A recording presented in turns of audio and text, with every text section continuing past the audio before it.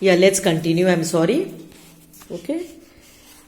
Taro's reward. Now, this lesson is related to a young boy who takes care of his parents. They are coming from a very poor family.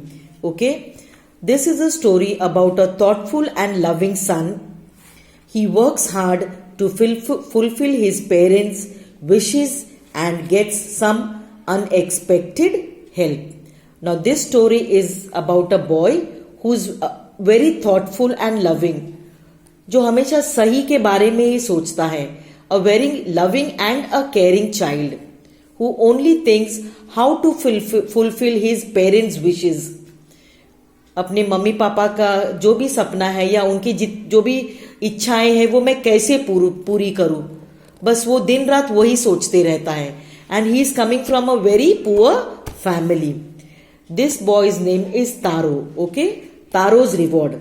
A young wood cutter named Taro lived with his mother and father on a lonely hillside. All day long he chopped wood in the forest. Though he worked very hard, he earned very little money. Now this boy Taro, he was a woodcutter. जंगल में जो लकड़ियां काटते हैं ना पेड़, he was doing that work. And they were living in a lonely means वो अकेले ही एक हिल साइड पर रहते थे अपने मम्मी पापा के साथ. चॉपिंग यानी काटना. All day long he chopped wood in the forest. Though he worked very hard, he earned very little. Though यानी वो जितनी भी मेहनत करता था फिर भी कमाई बहुत कम होती थी.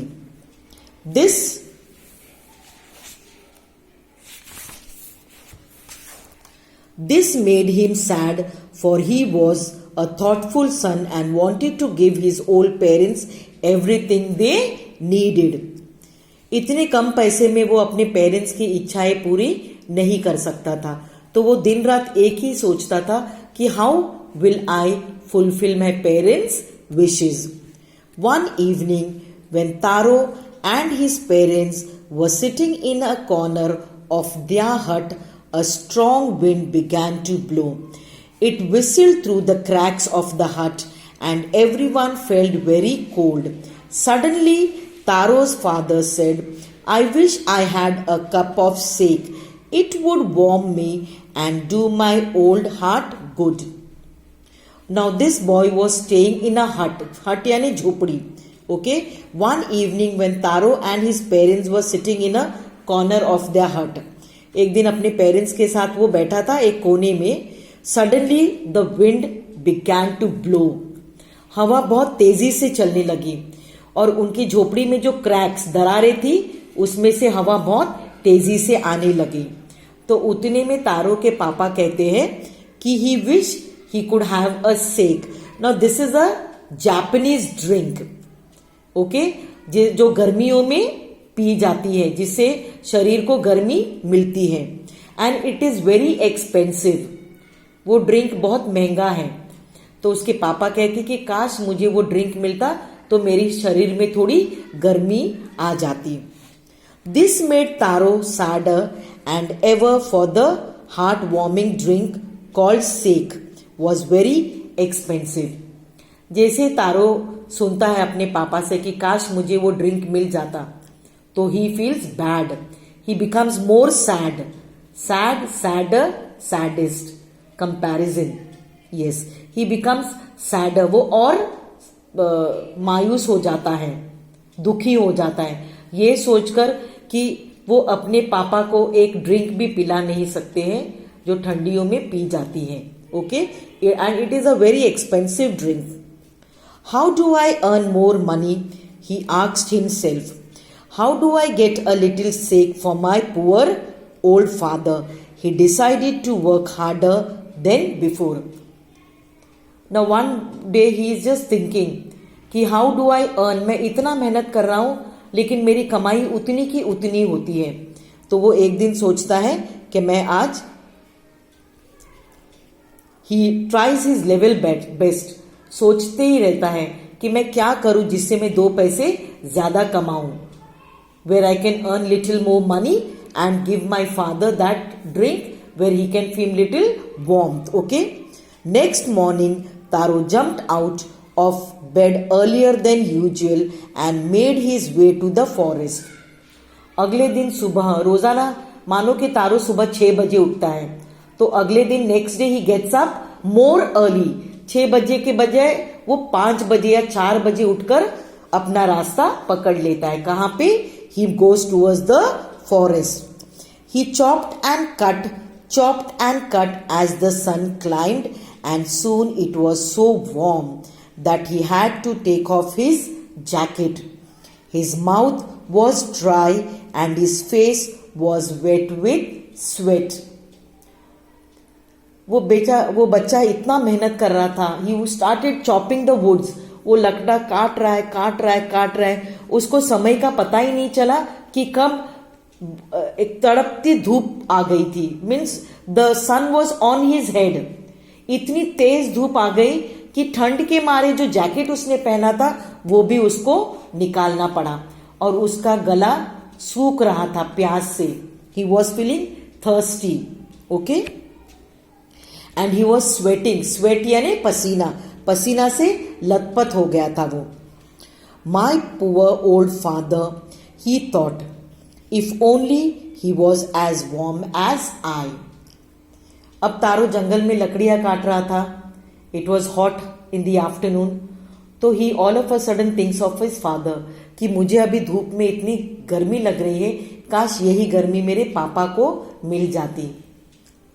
And with that he began to chop even faster, thinking of the extra money he must earn to buy the sake to warm the old man's bones. अपने पापा के बारे में सोचते सोचते कि मैं उनको वो ड्रिंक पिला ही दूं, कैसे पिलाऊं, और ज्यादा कमाई करनी है, ये सोच सोचकर बेचारा और तेजी से लकड़ा काटने लग गया. बहुत तेजी से वो लकड़ा काटने लग गया. So that he can buy the drink for his father where his old father's bones. अब बुजुर्ग इंसान थे, ओल्ड थे उसके पापा, तो उनकी हड्डियां भी थोड़ी कमजोर हो गई थी. We all know when a person becomes old, okay, तो उनकी bones भी weak हो जाते, they become weak. So here Taro says that if I earn little more money, I can buy the drink where my father becomes little warm. Then suddenly Taro stopped chopping. What was that sound he heard? Could it possibly be rushing water? जैसे जैसे वो लकड़ा काट रहा था उसको all of a sudden कुछ आवाजें सुनाई देती हैं. ओके. और वो सोचता है कि क्या ये बहता पानी की आवाज है. ओके. रशिंग वाटर मीन्स बहता पानी over here. Taro could not remember ever seeing or hearing a rushing stream in that part of the forest. Now he's been coming here in the forest, he's been cutting trees over here, but उसने कभी ये देखा नहीं था, ना कभी सुना था कि वहां पे कोई झरना, पानी का झरना भी है करके. It was a very shocking sound for him. Okay? He was thirsty. The axe dropped out of his hands and he ran in the direction of the sound. इतनी तेज धूप थी, तपती धूप में वो बेचारा लड़का लकड़ा काट रहा था. इतनी प्यास लगी थी उसको, वो एक झरने की आवाज आती है और वो प्यास के मारे he was so thirsty that his ex, कुल्हाड़ी जो उसके हाथ में होती है, लकड़े काटने की कुल्हाड़ी, एक्स जिसे हम कहते हैं, it fell down from his hands and he runs towards the sound. उस झरने की जो आवाज उसको सुनाई देती है वो उसी डायरेक्शन में, उसी दिशा में वो भाग जाता है. Taro saw a beautiful waterfall hidden behind a rock. आपने भी कभी झरना देखा है? ज्यादातर झरना ऐसे रॉक्स, पत्थरों में से ही बहता है. And all of a sudden when taro reaches the place जहां से उसको वो आवाज सुनाई देती है, he sees a waterfall, beautiful waterfall hidden behind a rock. Kneeling at the place where the water flowed quietly, he cupped a little in his hands and put it to his lips. Cupped यानी ऐसे दो हाथों से ऐसे ऐसे 2 हाथों से, okay, एक कप जैसा बना लेता है, और ये जो झरना है ये सी, with both the hands he makes a cup and he puts the water in his mouth, okay. Was it water or was it sake? He tasted it again and again, and always it was the delicious sake instead of cold water. Ab Taro was very shocked. When he tasted the water, it was not an ordinary water, जो झरने का बहता पानी होता है, or the water that we drink. It was something else. It was tasting like the sake, the Japanese drink, which they drink during winter season, that expensive drink. तो उसको तारो को that water, that stream water, जो बहता पानी था, वो उस सेक का टेस्ट की तरह उसको लग रहा था, और वो बार बार उसको टेस्ट कर रहा था, यही देखने के लिए कि is this just plain water और the expensive drink. And it was really very delicious. Now Taro quickly filled the pitcher he had with him and hurried home. Picture यानी ये जो होते पुराने जमाने में पानी के लिए लेते थे ये, ओके. दिस इज इधर मिट्टी का भी होता है या लेदर का भी होता है. You must have seen this, specially Arabics where there is lots of sand, they use this to fill water. Desert areas में ज्यादातर पानी कम होता है ना, तो normally they carry this, okay, along with them. So here Taro had this, he fills the water in this and he hurried home. Hurried home यानी वो घर की तरफ भाग जाता है. The old man was delighted with the shake. Here the old man means Taro's father. When his father is drinking this, he was really delighted. After only one swallow, the liquid he stopped shivering and did a little dance in the middle of the floor. After having a sip, एक घूंट पीने के बाद तारो के पापा में एक अपने आप से एक एनर्जी सी आ जाती है, ओके. उनके जो वीक बोन्स है वो स्ट्रांग हो जाते हैं, and he starts dancing in the middle of the house. उनका जो झोपड़ा होता है उसमें वो बीच में ही डांस करने लग जाते हैं. That afternoon a neighbour stopped by for a visit. Taro's father politely offered her a cup of sake. Now here that very same afternoon, उसी दोपहर को एक विजिटर यानी उन्हीं के गांव के एक विजिटर उनके पास आ जाते हैं. She is a lady. तो उनको तारू के पापा वो एक कप ड्रिंक दे देते हैं. The lady drank it greedily and thanked the old man. Then Taro told her the story of the magic waterfall. Now even that lady was shocked कि Taro is so poor. He is coming from a poor family. How could his father give that expensive drink to her? तो फिर तारो उसको अपनी पूरी कहानी बता देता है कि he went to the jungle, he was chopping the woods, and all of a sudden he heard the sound of this stream, that rushing water. He goes to drink the water and it was tasting like that Japanese drink. So he fills the pitcher and he gets it home. Now here, as soon as he tells the story, thanking them all for the delicious drink, she left in a hurry.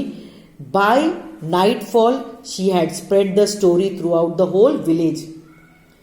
अब वो lady वहां से निकल जाती है, लेकिन जो कहानी तारो ने उनको बताई थी वो घर पहुंचते पहुंचते यानी रात होते होते पूरे गांव को वो फैल जाती है कि तारो जहां पे लकड़ा काटने जाता है वहां पे एक बहता झरना है जहां से ये ड्रिंक अवेलेबल है करके. That evening there was a long procession of visitors to the woodcutter's house.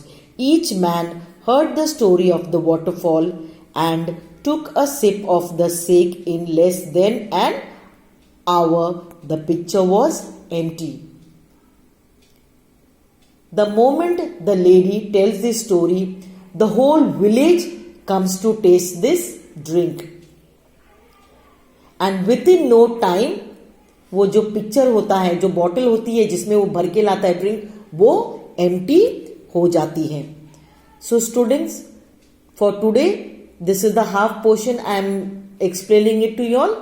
The next portion will be done tomorrow. Okay? Please watch this video. Try to understand. Read the chapter. And any doubts, any queries, any problems, please be free to call me. Read the lesson. Okay?